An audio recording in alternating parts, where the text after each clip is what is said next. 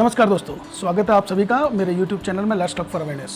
दोस्तों, आज का ये वीडियो स्पेसिफिकली म्यूचुअल फंड से रिलेटेड है। शायद आप लोगों के मन में भी यदि ऐसा विचार आता है कि हमें कौन से म्यूचुअल फंड को सेलेक्ट करना चाहिए, ऐसे कौन कौन से पैरामीटर्स होंगे जिनको मैं ध्यान में रख करके किसी म्यूचुअल फंड स्कीम को सेलेक्ट कर सकता हूँ। मुझे फंड हाउस का परफॉर्मेंस कैसे देखना है, किस फंड मैनेजर पे मैं विश्वास कर सकता हूँ, कौन से प्लान में जाना है, कैटेगरी क्या होगी, किसी स्कीम के परफॉर्मेंस को कैसे इवेल्युएट किया जाए, रिस्क कितना होगा, ये सारी चीज़ें यदि आपके दिमाग में चल रही है तो दोस्तों इन सारी चीज़ों की जो दुविधा है, इन दुविधाओं को आज मैं दूर करने के लिए आपको इस वीडियो से इंट्रोड्यूस करा रहा हूँ। दोस्तों, इस वीडियो में हम सारे वो पैरामीटर्स लेंगे जो किसी एक म्यूचुअल फंड को टोटल इवेल्युएट कर सकते हो। दोस्तों, जब भी आप कोई भी इन्वेस्टमेंट करते हो तो सबसे पहले आपको अपना आकलन कर लेना चाहिए, सेल्फ असेसमेंट कर लेना चाहिए। आपको क्यों पैसा लगाना है, पैसा कहाँ लगाना है, कब लगाना है, कितने समय के लिए लगाना है और आपका रिस्क प्रोफाइल क्या है। यदि आपने इन सारे सवालों के जवाब ढूंढ लिए हैं तो अगला पड़ाव हमारा इन्वेस्टमेंट ऑप्शन ढूंढने का होना चाहिए। हम गलती ये करते हैं कि हम सबसे पहले इन्वेस्टमेंट ऑप्शन ढूंढ लेते हैं, फिर उसके बाद में हम आकलन कर रहे होते हैं या फिर हम उसमें इन्वेस्ट कर देते हैं और आखिरी में जाकर के हमें वो रिटर्न नहीं मिल पाता है जिसकी हम उम्मीद लगा के बैठे होते हैं। तो स्टेप पहले सेल्फ असेसमेंट, स्वयं का आकलन, फिर उसके बाद में हम आकलन करने वाले हैं उस ऑप्शन का और उस ऑप्शन में फिर हम इन्वेस्टमेंट करेंगे। म्यूचुअल फंड में पैसा लगाने से पहले आपको उस फंड हाउस या असेट मैनेजमेंट कंपनी के परफॉर्मेंस को इवेल्युएट कर लेना चाहिए। इसके बाद में जिन लोगों के हाथ में आप पैसा रखने वाले हो, जो आपके पैसे को यूटिलाइज करेंगे, कैसे इन्वेस्टमेंट करना है, क्या स्ट्रेटजीज डिसाइड करनी है, मीन्स हम फंड मैनेजर्स की बात कर रहे हैं, उनके परफॉर्मेंस को कैसे इवेल्युएट किया जाए या कौन कौन सी चीज़ों को हमें ध्यान रखना है, ये हम देखने वाले हैं। फिर तीसरा हमें ये निर्धारित करना है कि कौन सी कैटेगरी में हमें पैसा लगाना है और स्कीम का परफॉर्मेंस कैसा होगा। तो दोस्तों, सारी चीज़ें हैं इस वीडियो में हम बात करने वाले हैं। हो सकता है ये वीडियो थोड़ा बड़ा हो, हम 2 पार्ट में इसे रिलीज़ करने की कोशिश करेंगे, पर ये यदि वीडियो आपने पूरे देखे हैं तो आपके म्यूचुअल फंड से रिलेटेड सारे डाउट क्लियर हो जाएंगे, क्योंकि I am giving in depth knowledge of how to select the best mutual fund schemes by using certain parameters. तो चालू करते हैं सबसे पहले हम कि कैसे किसी फंड हाउस का परफॉर्मेंस इवेल्युएट किया जाए। तो जैसे मैंने आपको बताया, लगभग 44 फंड हाउस भारत में मौजूद हैं जो 2500 से ज़्यादा स्कीम्स इंट्रोड्यूस करके बैठे हुए हैं। अब इन स्कीम्स में से कौन सी बेस्ट होगी ये जानने के लिए सबसे पहले आप उस फंड हाउस को इवेल्युएट करें। यदि किसी फंड हाउस के परफॉर्मेंस को इवेल्युएट करने जा रहे हो तो दोस्तों 5 चीज़ों को ध्यान से देखना। पहला, कि वो फंड हाउस कब इस्टेब्लिश्ड हुआ था, means we can say the history. यदि इस्टेब्लिश्ड हाउस है, having a experience of handling a large amount instead of going through a new one, जो कि आपका पैसा शायद रातों रात लेकर के उड़ जाए। अगला पॉइंट है, किसी भी फंड हाउस को इवेल्युएट करने के लिए उसकी फिलॉसफी को देखा जाए। Philosophy in relation to the investment and the strategies in relation to the allocation of the fund. जितने भी रेपुटेड या वेल एस्टैब्लिश्ड फंड हाउस हैं, they are having a common investment philosophy and the strategy. वो generally process driven होते हैं। They are not allowing their fund manager to override for their personal preferences. यदि ऐसे fund house में यदि आप पैसा लगाते हो तो दोस्तों आपके फंड मैनेजर के ना होने के बाद भी आपका फंड बहुत अच्छे रिटर्न आपको दे रहा होगा। जनरली ये देखा गया है कि लोग फंड मैनेजर को देख करके पैसा लगाते हैं और यदि फंड मैनेजर चेंज हो जाता है तो उस केस में वो फंड आपको वो लुक्रेटिव रिटर्न नहीं दे पाता।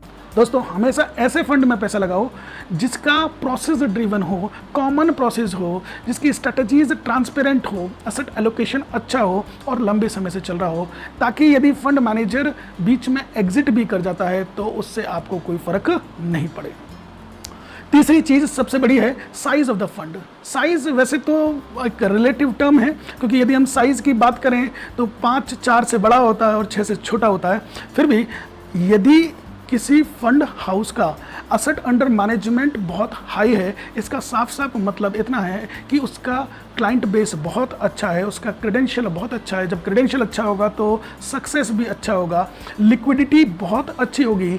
ऐसे फंड हाउसेस के पास में पैसा न्यू इन्वेस्टमेंट्स के लिए बहुत ज़्यादा होगा, जिस कारण से उनका रिटर्न अच्छा आएगा और रिटर्न अच्छा होगा तो अल्टीमेटली उनका परफॉर्मेंस भी अच्छा होने वाला है। तो दोस्तों, हमें किसी भी फंड हाउस को चूज़ करने से पहले उसके साइज़ को देख लेना चाहिए, कितना बड़ा साइज़ है। जितना बड़ा साइज़ होगा शायद उतना ही उसका क्रेडेंशियल और सक्सेस हो सकती है।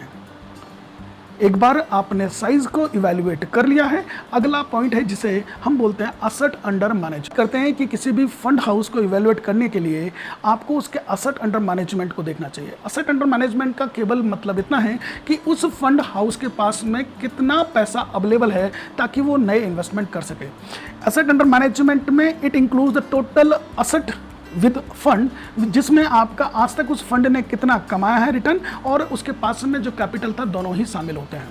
एक चीज़ यहाँ देखने की है कि यदि असेट अंडर मैनेजमेंट हाई होगा तो आपका साइज भी बड़ा होगा, साइज बड़ा होगा तो लिक्विडिटी अच्छी होगी, क्लाइंट बेस अच्छा होगा, क्रेडेंशियल अच्छा होने वाला है, सक्सेस उस फंड की अच्छी होगी, नए फंड्स जनरेट होंगे ताकि इन्वेस्ट कर पाए और जिसके कारण रिटर्न अच्छा होगा और परफॉर्मेंस बढ़ जाएगा। ये सारी चीज़ें एक दूसरे से जुड़ी हुई हैं, पर हम कभी भी ये नहीं करते कि जिस फंड हाउस का एएमयू ज़्यादा है उसका रिटर्न भी ज़्यादा है।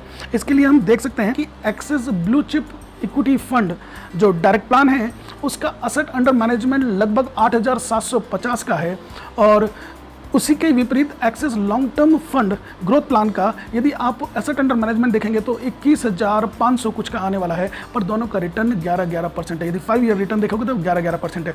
तो ये बताता है कि भाई साहब एसेट अंडर मैनेजमेंट ज़्यादा होने से रिटर्न पे कोई फ़र्क नहीं पड़ता। हाँ, पर रिटर्न ज़्यादा और कम होने से एसेट अंडर मैनेजमेंट में फ़र्क पड़ता है। So a change in AUM doesn't affect your return but a change in return can affect your AUM। तो दोस्तों हमेशा याद रखना, नॉर्मल यदि हम बात करें तो AUM जिस फंड का अच्छा है, ऐसे फंड अच्छे हैं कुछ एक्सेप्शनल्स को छोड़ करके। अगली बात जो सबसे इंपॉर्टेंट है, मार्केट कैपिटलाइजेशन। पहले तो हमें यहाँ पे थोड़ा सा भ्रम होता है कि मार्केट कैपिटलाइजेशन का मतलब वो फंड का मार्केट कैपिटलाइजेशन, नहीं। मार्केट कैपिटलाइजेशन हमेशा कंपनीज का होता है जिसमें म्यूचुअल फंड हाउस पैसा इन्वेस्ट कर रहे होते हैं। तो normally mutual fund can be categorize into 3। आप लार्ज कैप फंड्स की बात कर सकते हो, मिडिल कैप फंड्स और small cap funds. Large cap funds ऐसे फंड्स होते हैं जो स्टेबल रिटर्न देते हैं, क्वालिटी स्टॉक्स होते हैं, blue chip company, big fishes की हम बात कर रहे हैं, ये स्टेबल रिटर्न देते हैं और लेस रिस्की होते हैं, पर ये मार्केट को बीट नहीं कर पाते हैं। इसके जस्ट विपरीत यदि हम बात करते हैं यदि स्मॉल कैप्स की, ये वो स्टॉक्स होते हैं जिनमें बहुत ज़्यादा पोटेंशियल है पर initially they are not operating well. Potential ज़्यादा है, ये रिस्की हैं, तो ऐसे हर आदमी जो कि एग्रेसिव अप्रोच रखता है, ज़्यादा रिटर्न जनरेट करने की कोशिश करता है, उसको मिड कैप्स फंड में पैसा लगा देना चाहिए। दोस्तों कोई भी म्यूचुअल फंड अपना पैसा इन 3 फंड्स में लगा सकता है, large cap, middle cap and small cap. यदि वो लार्ज कैप में लगाता है इसका मतलब रिस्क थोड़ा सा कम है, और यदि वो स्मॉल कैप में लगाता है तो रिस्की प्रोजेक्ट है पर आपके पास में ग्रोथ होगी। यदि आप एग्रेसिव नेचर के हैं तो मिड कैप में, और यदि हम मिडिल कैप की बात करें तो हाइब्रिड बिटवीन, थोड़ा सा रिस्क है पर इसमें स्थिति अनस्टेबल है, रिस्क थोड़ा सा कम है पर ग्रोथ अच्छी आपको मिलने की संभावना है।